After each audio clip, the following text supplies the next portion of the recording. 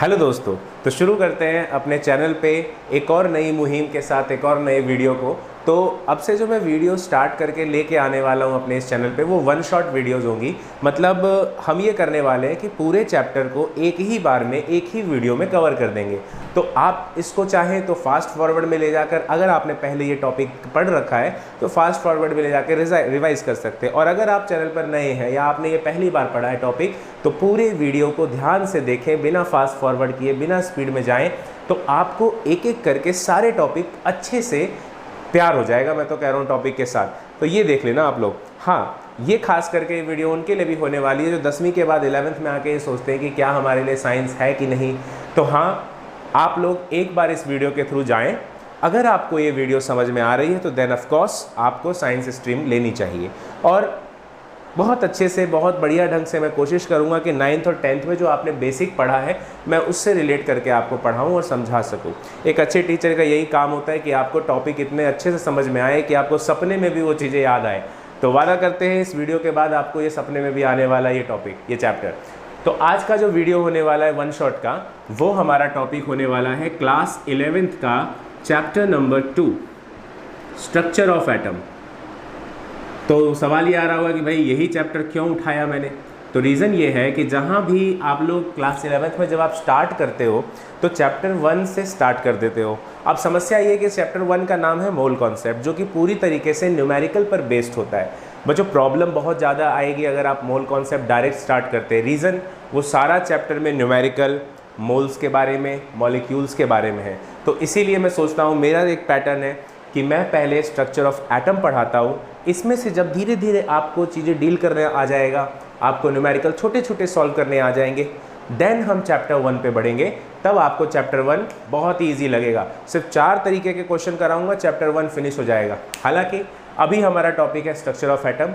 क्योंकि आपने 9th और 10th में भी ये थोड़ा सा पढ़ा है, तो समझने में और याद करने में इसको थोड़ा सा टॉपिक आसान हो जाएगा आपको।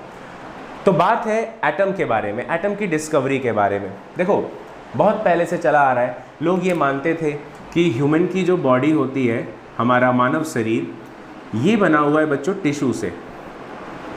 आप कुछ लोग कहेंगे हाँ इसमें ऑर्गन भी आता है, तो ऑफकोर्स हम बायो स्टूडेंट नहीं है, बट ठीक है, बॉडी ऑर्गन से बनता है, ऑर्गन टिश्यू से बनता है। और फिर टिश्यू बनता है किससे? सेल्स से। हमें इसके अंदर घुसना है, सेल से भी छोटा चलना है। तो बहुत टाइम तक लोगों ने ये माना कि सेल से छोटा जो होता है वो होता है मॉलिक्यूल। ठीक है, कोई थ्योरी में गलती नहीं है, बिल्कुल सही था कि हाँ मॉलिक्यूल सबसे छोटा होता है। काफ़ी समय तक लोग ये मानते हुए चले। जैसे कि मान लेते हैं बच्चों O2, N2, F2, है ना, Cl2, ये सारी चीज़ें मॉलिक्यूल्स हैं। मतलब एक ऑक्सीजन दूसरे ऑक्सीजन के साथ कंबाइंड होकर एक मॉलिक्यूल बनाता है और ऐसे ही नेचर में घूमता है। बट कुछ टाइम के बाद एक टीचर थे, केमिस्ट्री के टीचर थे, जिनका नाम था डाल्टन्स। तो डाल्टन्स ने अपनी एटॉमिक थियरी में कहा कि देखो, आप इस O2 को भी तोड़ सकते हो, मतलब आप मॉलिक्यूल को भी तोड़ सकते हो और तोड़ करके 2 अलग अलग ऑक्सीजन में बना सकते हो। लेकिन ये जो आप देख रहे हो इसी को एटम कहा गया, लेकिन ये अकेला नहीं घूम सकता। मतलब आप एज्यूम करो आपकी उम्र 40 साल है ना, या 30 साल ले लेते हैं, चलो 30 साल में आपका एक बच्चा है, छोटा सा बच्चा है, 3-4 साल का, 3 साल का मान लेते हैं, ठीक है। अब ये 3 साल के बच्चे को लेके आप कहते हो नहीं बच्चे जाओ तुम मेला घुमाओ, खुद से घुमाओ, मेरे को मत बोलो, तुम अपना जीवन देख लो। क्या ये 3 साल का बच्चा अकेले मेले में चला जाएगा? तो जवाब है बिल्कुल नहीं, गया तो आएगा नहीं वापस, है ना। सो दैट्स वाई एक छोटे बच्चे को जिस तरीके से आप अकेला नहीं छोड़ सकते, वैसे ही एक अकेला ऑक्सीजन भी छोटे बच्चे की तरह होता है, एक बेबी की तरह होता है। That's why this is known as baby oxygen. Chemistry में हम लोग इसको बेबी ऑक्सीजन या फिर नेसेंट ऑक्सीजन कहते हैं। और ये अकेले कभी नहीं घूम सकते। यही बात डाल्टन्स ने बोला। तो डाल्टन्स का कहना है कि हाँ आप मॉलिक्यूल को तोड़ सकते हो, लेकिन शर्त है कि मॉलिक्यूल तोड़ने के बाद आपको जो मिलेगा, क्या मिलेगा? एटम मिलेगा। लेकिन ये एटम अकेला नहीं घूम सकता, इसको घूमने के लिए इसके बड़े भैया की ज़रूरत है, अपने ही जैसे एक और ऑक्सीजन की ज़रूरत है, और दोनों हाथ में हाथ डालकर O2 बन के घूमेंगे। तो यही कॉन्सेप्ट था जो हमें एटम की तरफ पहली बार लेकर आया। इसके बाद डाल्टन्स ने एक चीज़ बोली कि दुनिया में आप जितनी चीज़ें देख रहे हो भाई, हर बॉडी कहीं ना कहीं कैसे ना कैसे जाकर एटम तक तो जा रहा है। मतलब आपके चारों तरफ आप जितनी प्रकार की चीज़ें देखते हो, ये बोर्ड है, ये मार्कर है, everything is made up of atom. Her cheese atom से मिलकर बनी है। तो सवाल है कि भाई एटम अगर सब चीज़ों में है तो आखिर ये दिखता कैसा है। और यही चीज़ें लोगों के अंदर एक कह सकते हैं जुनून की भावना, या फिर एक क्या बोलते हैं ना, जब आप किसी चीज़ को जानने की इच्छा रखते हो, जिज्ञासा रखते हो, तो वो जिज्ञासा लेकर आई और एटम के स्ट्रक्चर की डिस्कवरी यहाँ से स्टार्ट हो गई। तो लोगों ने जानना चाहा कि आखिर एटम दिखता कैसा है, होता कैसा है एटम देखने में। तो अब हम लोग स्टार्ट करेंगे इसी तरफ से कि कैसा एटम हमारे को दिखता है। तो यहाँ पर हम लोग अब जानने वाले हैं कि सबसे पहला एटम का जो मॉडल आया वो किसका आया। मतलब पहली बार किसने ये इमेजिन किया कि एटम कैसा कैसा दिखता है। देखो, हर बार कोई ना कोई किसी ना किसी फील्ड में एक बंदा नया होता है, और पहली थियरी हम नहीं मानते कि कभी कोई परफेक्टली 100% सही हो सकता है। हालांकि फिर भी क्योंकि ये पहली डिस्कवरी थी एटम को लेकर के, तो हमें ये पढ़ना ज़रूरी है। और ये मॉडल का नाम है जे थॉमसन मॉडल। आप लोगों ने इससे पहले ये आपने चैप्टर नंबर कुछ भी था, क्लास 9th में था, तो क्लास 9th में आपने इससे पहले इसको थोड़ा सा पढ़ा होगा। तो मैं थोड़ा इसके बारे में आपको पहले बता देता हूँ कि जे थॉमसन का मॉडल, मैं पहले थियरी समझाता हूँ, देन हम लोग एक स्टेटमेंट लिख लेंगे कि क्या होता है। देखो, जे थॉमसन ने बोला कि उनके यहाँ पर, उनके देश में एक चीज़ खाई जाती है बच्चों, जिसको बोलते हैं पुडिंग। पुडिंग पुडिंग हम लोग इसको समझे कैसे, तो मैं इसको कह देता हूँ आपको हलवा। याद रखो, जैसे हमारे देश में हम लोग हलवा खाते हैं ना, तो ये लोग पुडिंग खाते हैं। और पुडिंग के अंदर क्या होता है कि छोटे छोटे जगह जगह पर जैसे काजू, किशमिश, जेली वगैरह ये सब हम डालते हैं। तो इस तरीके की चीज़ें ये लोग इसके अंदर, चेरी वगैरह जो भी झूठ मूठ की चीज़ें खाते हैं वो डालते हैं। और बाकी सारा हिस्सा जो भी मैदा का बना है, जो भी सूजी वूजी का बना होगा, वो बना होता है, दैट इज़ कॉल्ड पुडिंग। अब हम लोगों को तो ये समझ में आता नहीं भाई पुडिंग वुडिंग कैसा दिखता है, क्या खाते हैं हम लोग, नहीं खाते। दैट्स वाई हमने इसको कहा कि भाई ये हलवा है। हलवा के अंदर जैसे काजू किशमिश होता है, ये उस टाइप की चीज़ें हैं। तो जे थॉमसन का कहना था कि देखो, एटम एक हलवे की तरह दिखता है, ठीक है, पुडिंग की तरह दिखता है।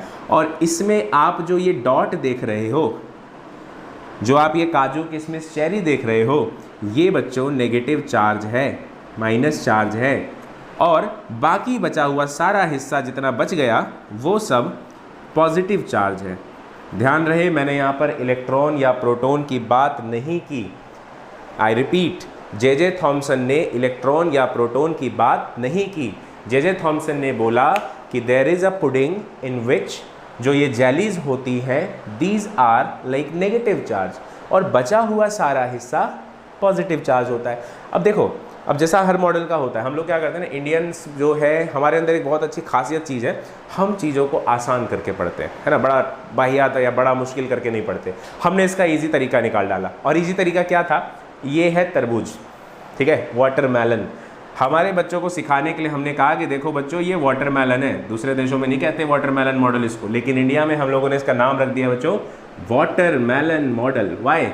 तो जैसे तरबूज को बीच से हिस्से को काट दो तो आपको दिखेगा सारा सारा लाल लाल हिस्सा, और बीच में छोटे छोटे बीज होते हैं, ब्लैक ब्लैक सीड्स होते हैं जो हमें दिखाई देती है। तो वो सीड्स, वो बीज, वो क्या है, नेगेटिव चार्ज है।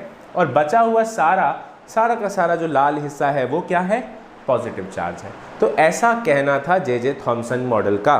तो अब हम इसका स्टेटमेंट लिखेंगे। आई होप आपको समझ में आ गया है ये। मैं रिपीट एक बार कर देता हूँ कि जे थॉमसन के मॉडल में कहा गया कि एक वाटरमेलन की तरह दिखता है, और वाटरमेलन लाइक पुडिंग की तरह, जिसमें बीच में आप जितने सीड्स देखते हो वो नेगेटिव चार्ज है, और बचा खुचा सारा हिस्सा क्या है बच्चों, पॉजिटिव चार्ज है। तो इसको हम लोग स्टेटमेंट की तरह एक बार लिख लेते हैं। तो नोट्स में आप लोग इसको लिखेंगे कि according to J Thomson, according to J.J. Thomson model, an atom is look alike pudding, ठीक है, पुडिंग कह लो या plum pudding, in which negative charge can be represented by by cherries,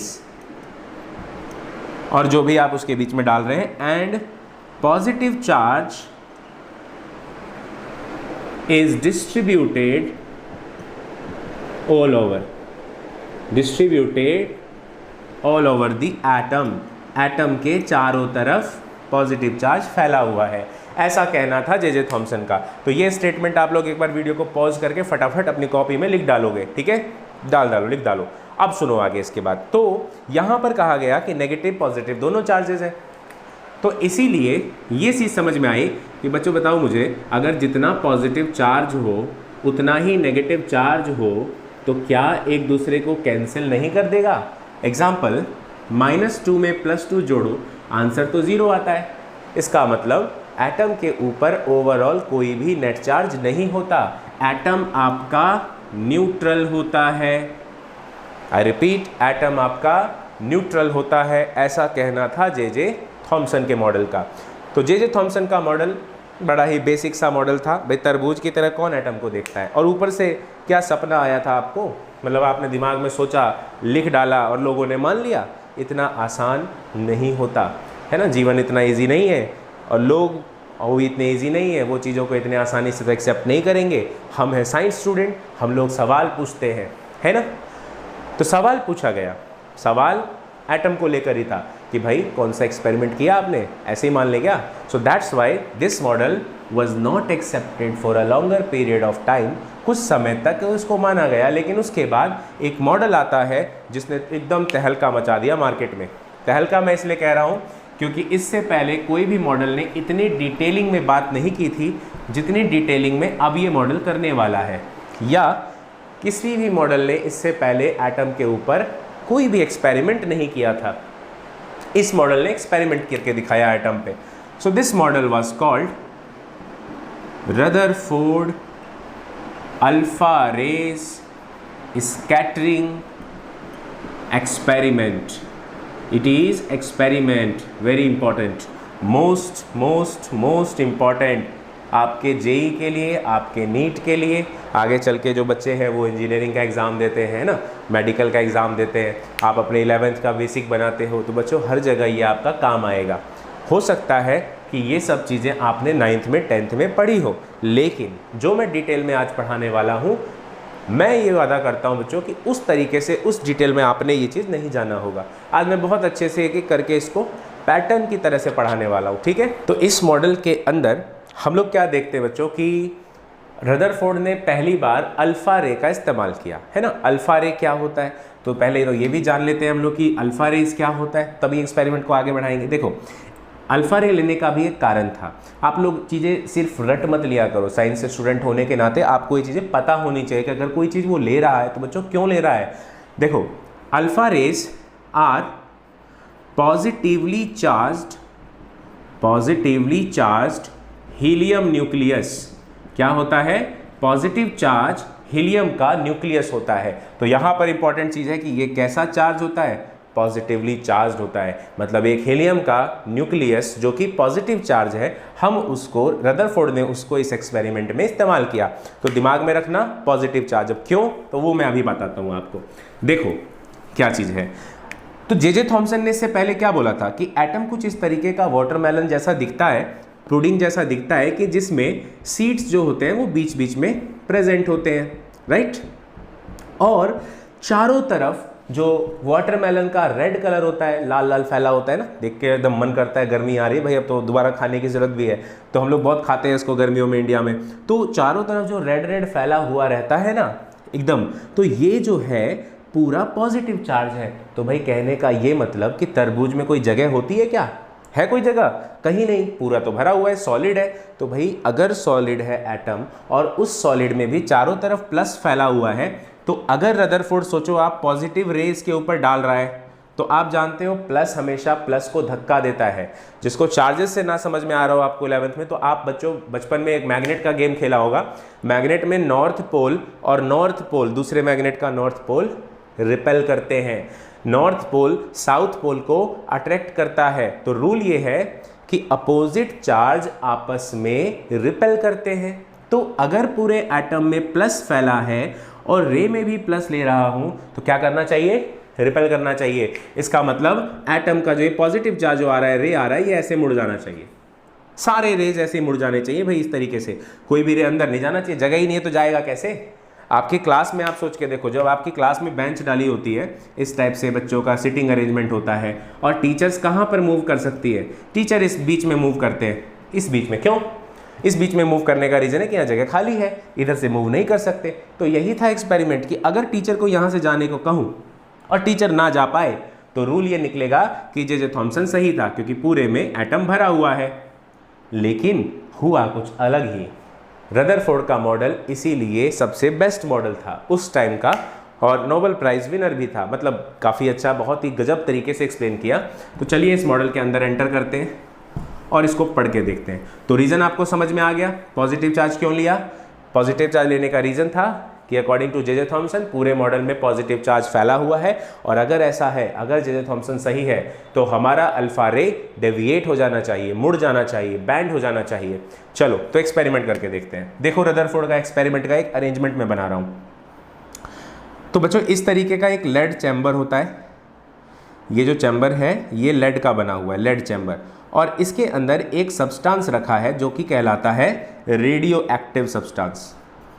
radio active substance, अगर आपको radio active नहीं समझता तो आपने क्लास 10th में साइंस की किताब में कार्बोनेट्स कंपाउंड में बकमिंस्टर फुलरेंस पढ़ा था, C60, तो वैसा ही होता है बकमिंस्टर फुलरेंस, ठीक है, वही रेडियो एक्टिव है। तो कोई भी रेडियो एक्टिव सब्सटेंस उठा लो, उस रेडियो एक्टिव सब्सटेंस को रखा, इस रेडियो एक्टिव सब्सटेंस में से जो रेज निकलेगी वो रे कहलाएगी अल्फा रेज। बहुत डेंजरस होता है ये जो आपका ये रेडियो एक्टिव सब्सटेंस है। इसकी डेंजरस आपको बात बताऊं तो ये कहानी दिल्ली की ही है। दिल्ली में एक जगह अपना एम्स पड़ता है, बहुत फेमस है, नहीं दूर दूर से लोग इलाज कराने आते हैं, बच्चे तो खुद ही और जो है इसमें एडमिशन के लिए खूब तैयारी करते हैं, नीट के लिए प्रिपेयर करते हैं। तो ये कहानी उसी टाइम की है, एम्स की है, आज से कुछ आप ले लीजिए 12-13 साल पहले की कहानी है। मैंने खुद अपने बचपन में सुनी थी, मतलब बचपन कैसा बताऊँ, मैं भी 9th-10th में था उस टाइम पे मैंने सुनी थी। तो कहानी ये थी कि हुआ यूँ कि एम्स के अंदर हर साल जो भी कबाड़ा जमा होता है, कूड़ा करकट जमा होता है, पेपर हो गए, OPD वार्ड के फॉर्म हो गए, है ना, तो जो भी बेचने लायक सामान होता है, इस सब का इकट्ठा पर बोझ बना करके बेचा जाता है। अब बेचा ऐसे नहीं जाता कि कबाड़ी वाले को रोड पे रोक के कर रुक रुक रुक ले भाई सामान है तोल दे और ऐसे बेच दे, नहीं, बिडिंग होती है। कोई भी गवर्नमेंट चीज़ को जब बेचा जाता है ना तो उसकी बिडिंग होती है, मतलब एक तरीके का बोली लगता है। बोली लगाया गया 1 लाख, 2 लाख, 4 लाख, उसमें से एक कबाड़ी वाला वो बोली जीत गया। अब बोली जीता तो सारा कबाड़ा तो उसका हो गया, तो ये सारा कबाड़ा उठा करके वो जा रहा था। अब हुआ ये कि जब मायापुरी, वहाँ पे कबाड़ी मार्केट है, मायापुरी में कबाड़ी मार्केट है, उस कबाड़ी मार्केट का ही वो कबाड़ी वाला था, तो लेके आ गया सारा कबाड़ा। 3 से 4 दिन बाद एम्स के अंदर ही बहुत सारे पेशेंट्स जमा होने लग गए, सेम सारे सिम्टम्स, भाई बुखार आ रहा है, वॉमिटिंग में उल्टी में वॉमिटिंग में ब्लड आ रहा है ना, तो इस टाइप के कॉमन सिम्टम्स सबके अंदर देखने को मिल रहा था। तो अब जब इस टाइप की कोई चीज़ देखने को मिलती है, जब बहुत सारे मरीज एक ही तरीके के सिम्टम से जमा हो रहे हैं भाई हॉस्पिटल में, है ना, जमा हो रहे हैं मतलब एडमिट हो रहे हैं, तो उसका कहीं ना कहीं कोई ना कोई बड़ा कारण है। जैसे कि अभी कोरोना में हुआ था, सबका कॉमन सिम्टम्स था, तो गवर्नमेंट तुरंत उस पर एक्शन लेती है कि भाई क्या है, क्यों है, कैसा है, रोको कैसे। तो वैसे ही गवर्नमेंट थोड़ी जागरूक हो गई, नींद से जागी, और उन्होंने एक सर्वे करवाया, भाई ऐसा हो क्यों रहा है। पता चला कि सबके सिम्टम्स रेडियो एक्टिव सब्सटेंस की वजह से है। वो हुआ कैसे, तो सर्च हुआ, रेडियो एक्टिव मेजरमेंट का मीटर आता है, वो ले लेके ऐसे पहुँचे और मायापुरी के मार्केट में वो सारा पता चला, भाई कबाड़ी की दुकान से आ रहा है। देखा तो कबाड़ी की दुकान में, कबाड़े के अंदर इतना छोटा, ज़्यादा नहीं, इतना 10-250 ग्राम के करीब मान लो, कार्बन 60 C60 बकमिंस्टर फुलरेंस का एक रूप पड़ा हुआ था। कैसे आया कबाड़ी वाले के पास? ये अथॉरिटी सबके पास नहीं है कि वो इस तरीके के कूड़े लेकर घूमे और इस तरीके की चीज़ें अपने घर में रखे, रेडियो एक्टिव है भाई। तो आया कैसे? ये वही कबाड़ी वाला था जो कुछ दिन पहले एम्स से बोरिया बिस्तर बांध के लाया था, बेच बाच खरीद के लाया था। तो एम्स के डॉक्टर्स की एक गलती थी कि उन्होंने कूड़े के साथ साथ अपने अंदर पड़ा हुआ C60 भी उठा करके कबाड़ी वाले को कहा, ले जा भाई, आज से ये तेरा है। ये ऐसा कुछ किया, मतलब जानबूझ कर नहीं, ज़बरदस्ती नहीं, मतलब इस तरीके से समझ लो गलती से चला गया। बट गलती तो बहुत भयानक थी ना, रेडियो एक्टिव सब्सटेंस जाना, उससे रेडिएशन हुआ, रेडिएशन से जितने उस दायरे में लोग थे सारे बीमार हो गए, और उसकी वजह से कितनी डेथ हुई, है ना। तो ये गलती की वजह से कबाड़ी वाले को भी जेल हुई, एम्स के कुछ डॉक्टर्स जो इस चीज़ में इन्वॉल्व थे उनको भी सस्पेंड किया गया। सो याद रखना, रेडियो एक्टिव सब्सटेंस डेंजरस होते हैं। तो ये रेडियो एक्टिव सब्सटेंस बच्चों अल्फा रे निकाल रहा है। अब डेंजरस इसलिए क्योंकि रदरफोर्ड भी तो एक्सपेरिमेंट कर रहा है ना यहाँ बैठ के साइड में। अब पता चला एक्सपेरिमेंट कर रहा है और रे आके उसको टक गई या ऐसे करके लग गई इसके बॉडी पे, तो भाई ऐसा अगर हुआ खत्म, क्या फ़ायदा फिर एक्सपेरिमेंट करने का। जो एक्सपेरिमेंट कर रहा है मालूम है मार देगा वो हमको, तो प्रिकॉशन लेने ज़रूरी है ना। सो दैट्स वाई एक बॉक्स बनाया गया, किस चीज़ का, लेड का बॉक्स बनाया गया। और इस लेड के बॉक्स की खासियत होती है कि ये अल्फा रेज को बाहर रेडिएट नहीं होने देगा, ये सिर्फ एक तरफ से खुला है तो उसी तरफ अल्फा रे सारी जाएंगी। ये अल्फा रे सभी जा करके गोल्ड फॉयल से टकराती है।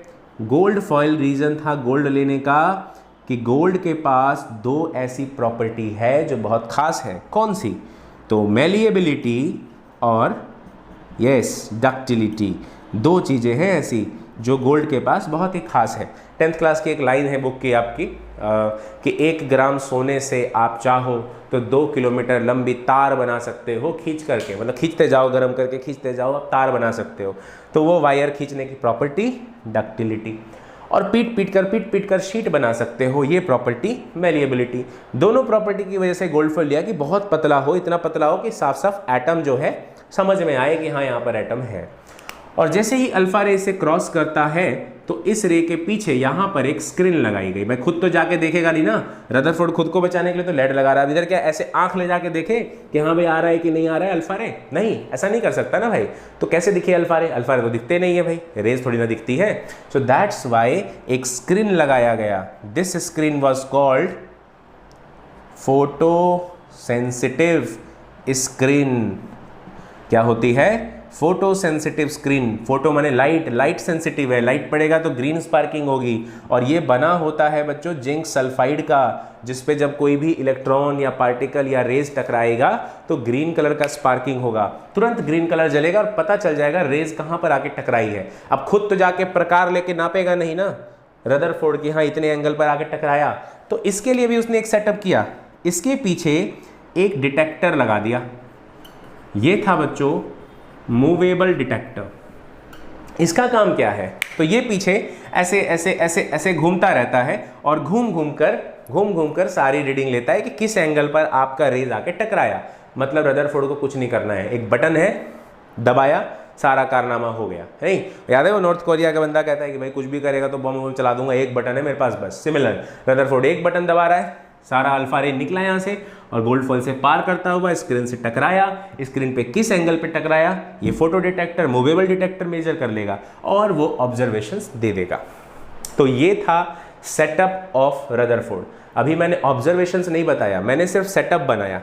मैं एक बार सेटअप रिपीट कर देता हूँ, आपको इसको नोटबुक में बनाना है। क्या है सेटअप, रेडियो एक्टिव सब्सटेंस लिया जो कि अल्फा रे निकालता है। अल्फा रे क्या होता है बच्चों, पॉजिटिव चार्ज हीलियम न्यूक्लियस। क्यों लिया, क्योंकि पॉजिटिव को धक्का देता है। तो अगर जे थॉमसन का मॉडल सही है, पूरे में पॉजिटिव चार्ज फैला है, तो ये रिपेल होना चाहिए। सो इसको इसलिए लिया और ये सारा उधर गया। लेड लेने का रीजन, खुद को भी तो बचाना है, खुद को थोड़ी मार लेगा रदरफोर्ड। सो दैट्स वाई रे सारा सामने गई, गोल्ड से पास करती है। गोल्ड लेने का रीजन, दो रीजन, मेलिएबिलिटी, डक्टिलिटी। और ये रेज जाकर सीधा टकराती है स्क्रीन पर। अब देखने के लिए तो खुद आंख लगा के देखेगा नहीं रदरफोर्ड, इसीलिए स्क्रीन है जिसपे ग्रीन कलर की स्पार्किंग होगी और मालूम चल जाएगा कि भाई किस एंगल पर कहां पर टकरा रहा है। और उस एंगल को मेजर करने के लिए भी एक डिटेक्टर लगा है, that is known as movable detector. ठीक है, तो चलिए ठीक है, तो शुरू करते हैं इससे आगे इसके ऑब्जर्वेशंस को। ठीक है बच्चों, तो चलिए ठीक है, तो स्टार्ट करते हैं, ऑब्जर्वेशंस देखते हैं। तो देखिए, आई होप ये बना लिया आपने। अब ऑब्जर्वेशंस की बारी। तो सबसे पहले ऑब्जर्वेशन नंबर 1 पहले लिख लो, फिर समझाऊंगा 1 by 1। ठीक है, पहले लिख लेते हैं। तो नोटबुक में डालो ऑब्जर्वेशन और फटाफट ऑब्जर्वेशन नंबर 1 लिख देंगे। जैसा लिख रहा हूँ एज इट इज लिखना, क्योंकि स्टेप 1 होगा ऑब्जर्वेशन, तो 1 में कंक्लूजन में साथ में समझाऊंगा। ठीक है, ऑब्जर्वेशन है पहला, most of the alpha rays passes in a straight line. Most of the alpha ray passes in a straight line. पहला ऑब्जर्व, तो कितना सिंपल है यार। ज़्यादातर अल्फा रे क्या हो जाती है, सीधे सीधे सीधे सीधे चली जाती है। तो ये कितना सिंपल सा लॉ है पहला, है ना। अब दूसरा देखते हैं, number 2, some of the alpha ray deviated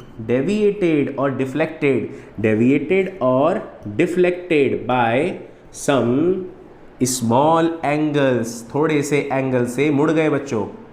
और तीसरा और आखिरी, मुड़ना समझते हो, ऐसे गया और थोड़ा सा बैंड हो गया, ऐसे ऋतिक का स्टेप थोड़ा सा जाए यूं मुड़ गया। अब सामने जा रहे हो और लेफ्ट मुड़ जाओ, मतलब सामने कोई चीज़ तुम्हारे आ रही है जो तुम्हें रोक रही है, तुम्हें थोड़ा लेफ्ट मुड़ जाना है या राइट मुड़ जाना है, तो इसे कहा जाएगा डेविएशन, थोड़ा सा डेविएट हो गया। और लास्ट और आखिरी तीसरा, 1 out of 20,000 alpha rays, 1 out of 20,000 alpha rays deflect back, spelling कहोगे भाई कि नहीं आता है, देख लो, डिफ्लेक्टेड कुछ भी लिख देता हूँ मैं ना, चलो सही से लिखते हैं इसको, डिफ्लेक्टेड। इंग्लिश को जज मत करना, ठीक है, इंग्लिश की स्पेलिंग से कोई मायने नहीं रखता है, जब कुछ ना हो तो ऐसे कह सकते हो इंग्लिश में ठीक है। जनरली देखा गया है साइंस के बच्चे इंग्लिश की स्पेलिंग में वीक होते हैं, घबराओ मत, केमिस्ट्री और फिजिक्स में इंग्लिश की स्पेलिंग के मार्क्स नहीं कटते, ठीक है।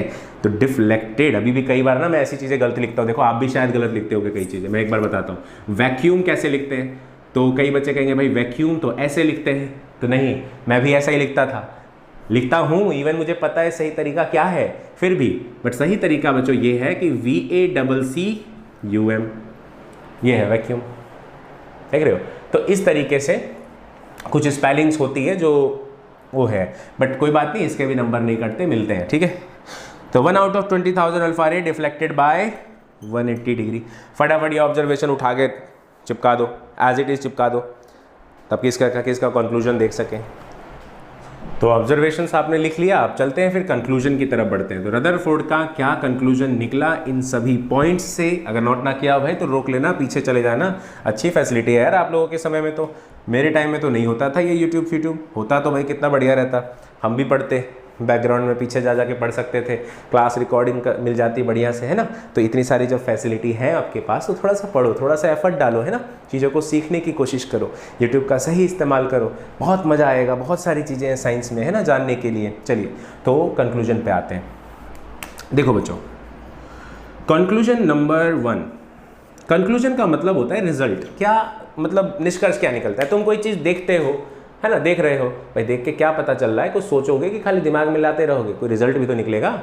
एग्जाम्पल जैसे मेरे दिमाग में आ रहा है, ओह सामने तितली है, अच्छा तितली है तो क्यों है, कौन सी प्रजाति की पाई जाती है, नहीं अंडे देती है, कितने टाइप का लाइफ साइकिल होता है, यही तो साइंस है। खाली देख करके और उसकी आकृति का नज़ारा ले लेना, अरे वाह रेड कलर की है, बहुत सुंदर लग रही है, ये तो आर्ट्स वाले करते हैं भाई, आर्ट्स में हम लोग इस चीज़ को देखते हैं और आर्ट में हम लोग उसके आर्ट को कैसे करते हैं, नेचर ने कितना सुंदर आर्ट बनाया है। लेकिन आप हो साइंस स्टूडेंट, इसी में से ना सबको चीज़ें निकाल लेनी है। आर्ट्स स्टूडेंट ये देखेगा कि कितना बढ़िया सुंदरता है उसके अंदर, बाहरी रूप रंग, और साइंस स्टूडेंट को यहाँ पर कंक्लूजन निकालना चाहिए कि अच्छा रेड कलर है तो रेड कलर क्यों दिखता है साइंस में, क्योंकि जब लाइट रेज आती है तो रेड कलर ही रिफ्लेक्ट होकर आंखों पे पड़ता है कि नहीं, तो जो कलर आपकी आंखों पे पड़ेगा वही कलर आपको दिखाई देता है, तो इसलिए वो रेड कलर की। तो दिमाग के बैकग्राउंड में अपने पास ऐसे सवाल दौड़ने चाहिए बच्चों, ठीक है। तो ये बस एक इंसिडेंट था जो मैं आपको बता रहा था कि ऐसा आप दिमाग में सोचने की कोशिश किया करो जब कोई चीज़ ऐसी दिखाई दे। तो चलिए कंक्लूजन नंबर 1, तो पहला पॉइंट क्या निकला था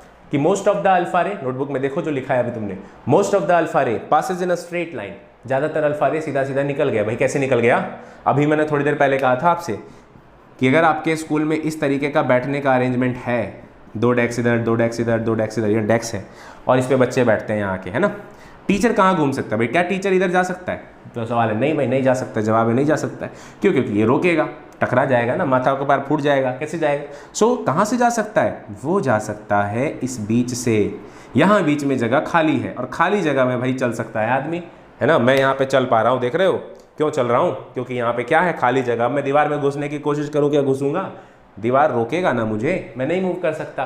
तो अगर अल्फा रे सीधा सीधा चला गया, इसका मतलब वहाँ जगह खाली है। देखो पहला पॉइंट ही है ऐसा जो जे थॉमसन गलत साबित हो गया। क्या बोला था जे थॉमसन भैया ने, जे थॉमसन जी का कहना था कि बउआ ऐसा है कि ये है आपका एटम और इसमें डॉट डॉट जो देख रहे हो ये सारा है इलेक्ट्रॉन और चारों तरफ पॉजिटिव चार्ज फैला हुआ है। समझ रहे हो, रिपीट करता है, ध्यान से सुनो, भूल गए होगे नहीं, 10 मिनट हो गया है तो डॉट डॉट जो देख रहे हो ये सारे क्या हैं, इलेक्ट्रॉन, और चारों तरफ जो फैला है वो क्या है, positive charge. I am sorry, मैंने इलेक्ट्रॉन वर्ड का इस्तेमाल कर लिया, नहीं आप समझदार हैं, मैंने क्या बोला था उस टाइम पर, इलेक्ट्रॉन वर्ड नहीं बोला था जे जे थॉम्सन ने। जे जे थॉम्सन ने इसको नेगेटिव चार्ज बोला था। तो जे जे थॉम्सन ने बोला था भाई ये नेगेटिव है और बाकी सारा क्या है, पॉजिटिव है। तो आपने, रदरफोर्ड ने अल्फा रे का इस्तेमाल किया, अल्फा रे सीधा सीधा सीधा सीधा निकल गया। भाई कैसे निकल गया सीधा, खाली जगह तो नहीं है, जे जे थॉम्सन ने तो बोला था भरा हुआ है पॉजिटिव चार्ज से। भाई अगर पॉजिटिव से भरा होता ना तो ये मुड़ गया होता, सीधा नहीं जाता, मतलब खाली है। पहले पॉइंट ने ही जे जे थॉम्सन की हवाइयाँ उड़ा दी, तो गलत साबित हो गया जी जे जे थॉम्सन का मॉडल। कॉन्ग्रेचुलेशंस, रदरफोर्ड रॉक्स, है ना, और जे जे थॉम्सन शॉक्स, शॉक हो गया। तो चलिए देखते हैं कंक्लूजन नंबर 1। सो क्या हुआ, most of the alpha ray passes in a straight line. किसका मतलब क्या है, रीजन क्या है इसका, रीजन कि most of the space in an atom is empty. Most of the space in an atom is empty, बहुत सारी जगह एटम में खाली होती है। तो ये था भाई पहला पॉइंट, बड़ा सिंपल सा, नहीं कोई भी बता देगा, कोई भी बता देगा, नहीं भाई, लेकिन एक्सपेरिमेंट करना पड़ेगा, बहुत साल लगता है इसको सोचने में, है ना। नंबर 2, सेकेंड ऑब्जर्वेशन क्या था कि some of the alpha ray deviated by some small angle, थोड़े से अल्फा रे जाते जाते मुड़ गए, है ना, यूं गए और यूं हो गए।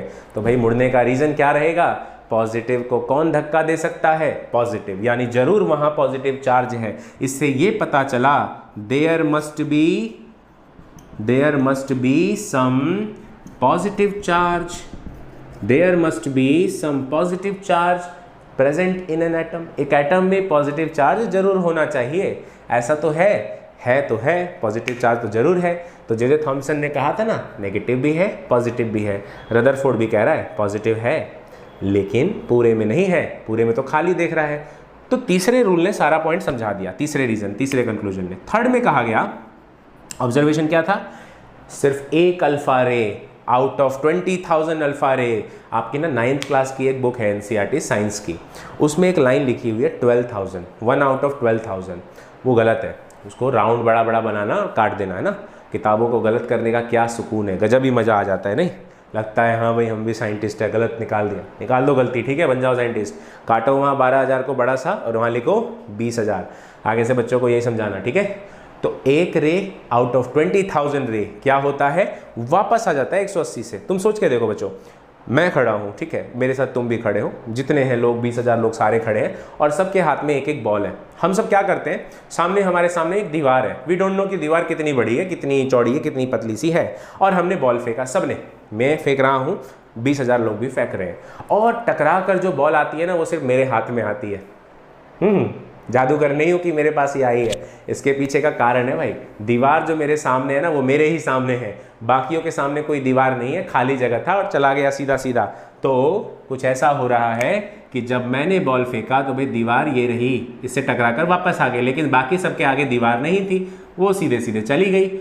और 20,000 लोग फेंक रहे हैं, सिर्फ एक का आ रहा है, इसका मतलब जो पॉजिटिव चार्ज है भाई वापस आ रहा है, मतलब पॉजिटिव को पॉजिटिव ने फेंका है, समझ गए, दीवार पॉजिटिव चार्ज की है। So the positive charge present in very small space, the positive charge present in very small space, बहुत छोटी सी जगह पर पाया जाता है। और जान के कमाल हो जाएगा, मज़ा आ जाएगा, है ना। तो क्या मज़ा आ जाएगा, मज़ा ये आ जाएगा कि आपको ये जानकर चौंक जाओगे बच्चों कि ये जो बीच में पॉजिटिव चार्ज है इसका साइज़ और ये जो एटम का साइज़ है वो कुछ ऐसा है। एज्यूम करो आप लोग जब क्रिकेट खेलते हो और आपके हाथ में कॉस्को की बॉल है, ठीक है, ये कॉस्को की बॉल यानी टेनिस बॉल, कुछ कहेंगे भाई हम तो टेनिस खेलते हैं उससे भी बताओ, तो हाँ टेनिस बॉल, ठीक है, फुटबॉल मत ले लेना, टेनिस बॉल छोटे वाला। तो टेनिस बॉल अगर बीच में है जो कि है पॉजिटिव चार्ज, इसको पॉजिटिव चार्ज मानते हो टेनिस बॉल को, तो 5 किलोमीटर का रेडियस उठाओ, पूरी दिल्ली ले लो, ठीक है, दिल्ली जितना बड़ा है, पूरी दिल्ली का, बहुत छोटा है दिल्ली, ठीक है, पॉइंट दिखता है, वैसे 5 किलोमीटर का रेडियस मान के चलो, 5 किलोमीटर रेडियस लेके बनाओ एक सर्कल घुमाकर एकदम, और ये जो बड़ा सा सर्कल है ना ये है एटम। सोच के देखो, पूरा जगह दिल्ली में खाली, ना कोई गाड़ी, ना कोई बिल्डिंग, ना कोई कुछ, ना कोई पुल, ना कोई पेड़, ना कोई पौधा, ना कोई नदियाँ, कुछ नहीं है। सिर्फ क्या है, एक बॉल है और वो पॉजिटिव चार्ज माना गया, वो बीच में है और 5 किलोमीटर का रेडियस का एक सर्कल है। ये है एटम। इतना बड़ा होता है एटम, सोच के सकते हो। रदरफोर्ड ने पहली बार ऐसा कुछ बताया, पर खच्चे उड़ गए लोगों के दिमाग के, अरे बाप रे बाप, ऐसी चीज़ भी कोई बता सकता है क्या। तो पॉजिटिव चार्ज का साइज़, इसको नाम दिया रदरफोर्ड ने पहली बार, किसी ने नाम भी दिया है न्यूक्लियस, है ना, बच्चे का नाम जैसे देते हैं न्यूक्लियस, उसने न्यूक्लियस नाम दिया। साइज ऑफ न्यूक्लियस उसने बोला 10 की पावर -15 मीटर, इसको बोलते हैं बच्चों फर्मी। शॉर्टकट में बोलना हो तो क्या बोलते हैं, फर्मी। तो फर्मी साइज हो गया। और एटम जो है, टोटल रेडियस लेके जो साइज ऑफ एटम है, उसके बारे में रदरफोर्ड का कहना था कि साइज ऑफ एटम है 10 की पावर -10 मीटर, यानी कि एंगस्ट्रॉम। -10 को बोलते हैं एंगस्ट्रॉम, ये कहा गया। जरा कंपेयर करना, ठीक है, कंपेयर करो, देखो क्या मजा आएगा। 10 की पावर -10 ऊपर रखो, -15 नीचे रखो। मैं चेक करना चाह रहा हूँ कितना छोटा है न्यूक्लियस और एटम कितना बड़ा है उसके मुकाबले। -15 ऊपर लेके चलो, ये -15 ऊपर जाएगा, +15 जुड़ जाएगा, तो ये आपका आ गया 10 की पावर में +5। +5 का मतलब 1 पर 5 जीरो, कितना हुआ, इकाई, दहाई, सैकड़ा, हज़ार, 10,000, लाख, 1 लाख। मतलब न्यूक्लियस के मुकाबले एटम का साइज 1 लाख गुना होता है। मेरी हाइट मान लो इतनी, तो मेरी हाइट से 1 लाख गुना ऊपर ले जाओ तो तुम्हारा एटम का साइज होगा। ऐसा बोला रदरफोर्ड ने।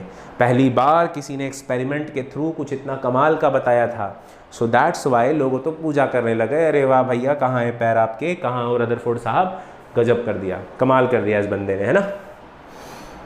बट जैसा कि दुनिया का नियम है बच्चे, कुछ भी चीज़ ना परमानेंट नहीं होती। आज कोई चीज़ बहुत चल रही है तो कल वो नहीं रहेगी, है ना। Everything is temporary, everything has certain time, हर चीज़ की एक उम्र होती है। तो उम्र तो रदरफोर्ड के मॉडल की भी थी और ज़्यादा समय तक नहीं रही, 10 मिनट 10 मिनट में क्यों कह रहा हूँ, पहले के टाइम पे ना ये जब मॉडल आते थे ना, तो ये चर्च में होते थे डिस्कस, ठीक है, चर्च के अंदर डिस्कस होते थे। चर्च में कैसे, मूवीज़ में देखा होगा तुमने चर्च, मैं तो कभी गया भी नहीं हूँ हालांकि, लेकिन चर्च में क्या रहता है ना, जैसे पहले के टाइम पे ना चर्च पढ़ाते थे बाहर के टाइम पे, जैसे हमारे यहाँ पे मस्जिदों में पढ़ाया जाता है। मंदिरों में तो अभी पढ़ाने की व्यवस्था नहीं है, लेकिन पहले गुरुकुल काल में होता था, मंदिरों में भी वेदों का ज्ञान दिया जाता था। मस्जिदों में जो है, अभी भी के टाइम पे मस्जिदों में उसको कुछ कहते हैं, मैं भूल रहा हूँ क्या बोलते हैं मस्जिदों को पढ़ाने को, तो वहाँ पे पढ़ाया जाता है, बच्चों को सिखाया जाता है ना, ज्ञान दिया जाता है। तो वैसे ही जो भी ये धर्म से रिलेटेड चीज़ें होती थी ना, इनका एक पर्पज़ ये भी होता था, इनका एक काम ये भी होता था कि ये लोगों को एजुकेट करेगा, स्कूल के अलावा एजुकेट करेगा। तो चर्च भी लोगों को एजुकेट करता था। तो जब कोई नया लॉ लेके आता था तो चर्च कहता था, भाई यहाँ आओ, यहाँ आकर अपने मॉडल को समझा। पहली रो में बैठेंगे मीडिया वाले, हर बाल की खाल निकालने वाले, है ना, हर खाल की बाल निकालने वाले, जो भी होता है, खाल की बाल या बाल की खाल, वो निकालेंगे, ठीक है, वो निकालने के लिए बैठे हैं फ्रंट रो में। उसके पीछे कुछ साइंटिस्ट जो इस तुम्हारे फील्ड से रिलेटेबल है, ये नहीं कि साइंस वाले के आगे बिठा दिया कॉमर्स वालों को।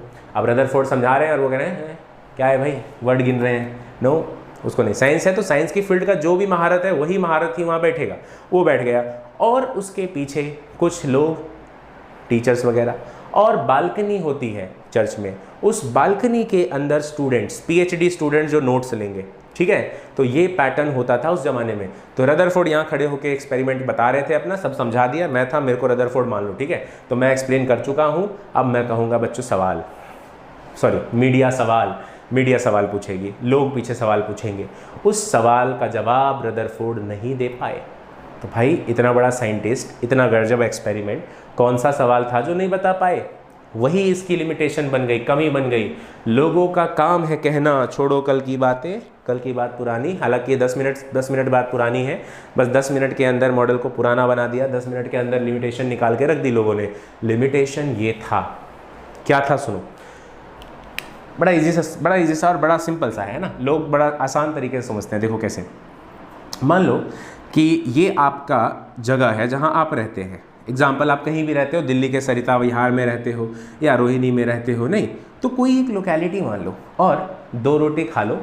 2 रोटी से जो एनर्जी मिलेगी उस एनर्जी को लेकर के ये ठान लो कि सरिता विहार या रोहिणी के चक्कर काटोगे। भाई कितना चक्कर काट लोगे? 2, 3, 4, 4.5, पौने 5 और बाकी गिर जाओगे। होगा कि नहीं भाई? एनर्जी ख़त्म हो जाएगी और धड़ाम से गिर जाओगे। यही चीज़ रदरफोर्ड से कहा गया कि भाई आप बताओ रदरफोर्ड साहब, आपके मॉडल में ऐसा क्यों नहीं होता? रदरफोर्ड ने क्या बोला? देखो पूरे मॉडल का रदरफोर्ड ने कंक्लूजन क्या निकाला था कि एक एटम के अंदर बीच में पॉजिटिव चार्ज होता है, जिसे उसने क्या नाम दिया? न्यूक्लियस। और एक एटम का साइज कुछ ऐसा होता है, इसके चारों तरफ इलेक्ट्रॉन घूमता है। इलेक्ट्रॉन, पहली बार नंबर नाम भी आ गया इलेक्ट्रॉन, देख लो। इलेक्ट्रॉन इसके चारों तरफ रोटेट करता है। तो ये बताइए सरकार, रदरफोर्ड सरकार, कि अगर इलेक्ट्रॉन घूमता है तो भाई इलेक्ट्रॉन थकेगा भी ना। रोटी खा के चला था, 2 रोटी मतलब एनर्जी था उसके पास, तो धीरे धीरे एनर्जी लूज करेगा। एनर्जी लूज करेगा, थकता थकता थकता थकता बेचारा गया न्यूक्लियस के अंदर और ख़त्म, मर जाएगा। भाई न्यूक्लियस में गिर गया तो ख़त्म। न्यूक्लियस का साइज जितना छोटा होता है, पॉइंट जैसा, पॉइंट बन जाएगा। और अगर बच्चों ऐसा होता ना तो मैं और आप दोनों पॉइंट बन गए होते, है ना। पिछले 30 साल से तो मैं भी यहीं खड़ा हूँ, पॉइंट तो नहीं बना, और आप भी 12, 13, 14, 15 साल से वहीं के वहीं हो। तो कैसे? तो ये हुआ कैसे? इलेक्ट्रॉन कैसे गिरेगा न्यूक्लियस में? जवाब तो दो। गिरना तो नहीं चाहिए ना। अगर गिर गया तो एटम स्टेबल नहीं होगा। जब हम जानते हैं एटम तो स्टेबल होता है, हम एटम से बने हैं और हम स्टेबल हैं, मतलब हमारे इलेक्ट्रॉन आज तक न्यूक्लियस में नहीं गिरे। तो ये सवाल रदरफोर्ड से कहा कि रदरफोर्ड भैया बताओ ये गिरा क्यों नहीं न्यूक्लियस के अंदर? इसको तो गिर जाना चाहिए था, और गिर गया तो एटम एग्जिस्ट नहीं करेगा, तो दुनिया में कोई भी एटम नहीं प्रेजेंट रहेगा, सब खत्म हो जाएगा। ओ भाई रदरफोर्ड साहब के सामने तो चुनौती थी, मरता क्या ना करता, जवाब तो देना था। आप सोच सकते हो क्या जवाब दिया रदरफोर्ड ने?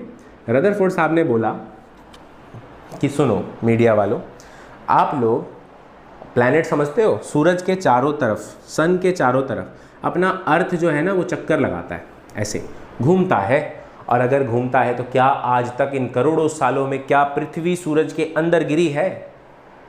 बताओ, गिरी है? गिर गई होती तो रहते हम लोग, है ना, जल के भस्म हो गए होते हैं। तो नहीं होती, कभी नहीं गिरती, घूम रही है ना। ये मॉडल ऐसा ही है, ऐसा रदरफोर्ड कहते हैं। मिसाल तो चली रदरफोर्ड ने भी, लेकिन लोगों ने कहा भाई मूर्ख, ऐसा नहीं कहा, बट हाँ, अरे भाई क्या कर रहे हो, है क्या कर रहा है भाई, बस कर। तो क्या कहा? अर्थ पे कोई चार्ज नहीं होता, इलेक्ट्रॉन पर नेगेटिव चार्ज होता है। तो भैया चार्ज पार्टिकल जब नहीं है तो एनर्जी लूज भी नहीं होगा। एनर्जी सिर्फ किसका लूज होता है? चार्ज पार्टिकल का लूज होता है। ऐसा जवाब दिया लोगों ने। तब रदरफोर्ड ने कहा अरे भैया इनको तो ये भी पता है मीडिया वालों को, भाई माफ़ करो मुझे नहीं पता, मेरा लिमिटेशन बना दो उसको। तो ये लिमिटेशन बन गया। तो समझ जाना बच्चों कि कंपेयर आप सोलर सिस्टम से नहीं कर सकते। सन के चारों तरफ पृथ्वी घूमती है, ये सच है, लेकिन prithvi is a neutral, earth is neutral. तो न्यूट्रल है तो वो एनर्जी रिलीज नहीं करेगा, फिजिकल पैरामीटर से रिलीज नहीं करेगा, लेकिन इलेक्ट्रॉन एनर्जी रिलीज जरूर करेगा। सो दैट्स वाई उसका गिरना तो तय है, लेकिन गिरता नहीं, ये हम सब जानते हैं। लेकिन थियरी से लग रहा है कि गिरना चाहिए, तो भाई जवाब तो दो, क्यों गिरना नहीं है, क्यों नहीं गिरता? ये अगर जवाब दे दिया होता तो रदरफोर्ड का मॉडल सबसे बेस्ट मॉडल होता। लेकिन समय के साथ हर चीज़ का दिन आ जाता है, ख़त्म हो जाता है, रदरफोर्ड मॉडल भी ख़त्म हो गया। तो लिमिटेशन क्या निकली? लोगों ने क्या निकाला? तो इन्होंने कहा ही कुड नॉट एक्सप्लेन। भाई क्या एक्सप्लेन नहीं कर पाया बंदा? He could not explain why electron does not fall into the nucleus. Nucleus की स्पेलिंग ठीक कर लेना, मैंने पक्का गलत लिखी है, ठीक है? तो हाँ, स्पेलिंग का कोई लेना देना नहीं है, हालांकि ठीक है। तो इलेक्ट्रॉन न्यूक्लियस में क्यों नहीं गिरते, रदरफोर्ड भाई साहब एक्सप्लेन नहीं कर पाए। और अब बड़ी कमाल की चीज़, तो मैंने कहा था ये सारी चीज़ें चर्च में होती थी, चर्च में ये भी चल रहा था। तो रदरफोर्ड का मॉडल जब चर्च में चल रहा था ना, तो बाहर बालकनी के साइड में एक स्टूडेंट था पीएचडी का, और वो था बोर्स, नील्स बोर। और बोर्स नोट बना रहे थे और वाह वाह वाह वाह कर रहे थे कि वाह वाह, क्यों वाह? तो क्या कमाल का मॉडल दिया है भाई। जे थॉमसन ने तो ऐसे ही रटवा दिया, और हमारी किताबों में था। आप भी सोचो ना, आपने कोई लॉ पढ़ा, बड़ी मुश्किल से आपने याद किया केमिस्ट्री का, और कल को एक साइंटिस्ट आके कहेगा अरे वो गलत था, क्या निकलेगा मुंह से? नहीं, अब ये क्या करता है यार, पूरा याद करवा दिया और इतनी मुश्किल से रट्टा मारा था और तूने कहा कि गलत है। तो वही चीज़ बोर्स भी बोला भाई क्या कमाल का लॉ है, जे थॉमसन को गलत कर दिया, गजब है रदरफोर्ड। और ये जो रदरफोर्ड की गलती है बोर्स ने कहा आज से मेरा मकसद है इस गलती को सुधारना और मैं साबित करके रहूँगा कि रदरफोर्ड का मॉडल सही है।